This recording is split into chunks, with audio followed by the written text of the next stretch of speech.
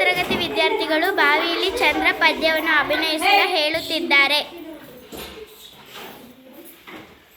ನೀವೇನು ಹೇಳ್ಬೇಡ್ರಿ, ಹಂಗೆ ಕಂಟಿನ್ಯೂ ಮಾಡ್ರಿ.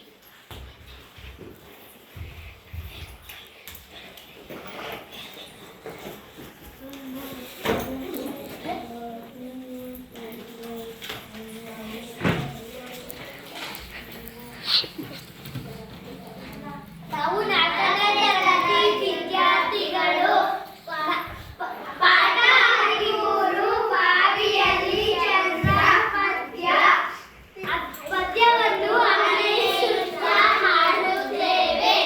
ತಿಂಗಳು ಬೆಳಕಿನ ಈರುಳಿನಲ್ಲಂದು ಅಮ್ಮನು ಕೆಲಸದೊಳಿರುತ್ತಿದೆ ಕಂಡು ಗೋಪಿಯು ಹುಟ್ಟು ಹೊರಗಡೆ ಬಂದು ಬಾವಿಗೆ ಇಣುಕಿದರು.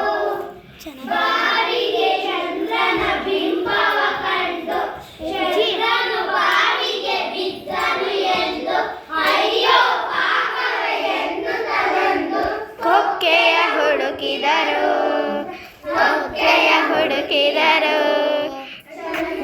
ಮೇಲಕ್ಕೆ ಎತ್ತಲಿಗೆಂದು ಬಾವಿಯ ಹಗ್ಗಕ್ಕೆ ಕೊಕ್ಕೆಯು ಬಿಗಿದು ದೂರದಿ ಗೋಪಿಯು ನಿಲ್ಲಿಸಿಬಿಟ್ಟು ಹಗ್ಗವ ನಿಲ್ಲಿಸಿದರು. ಹಗ್ಗದ ನಿಲ್ಲಿಸಿದನು.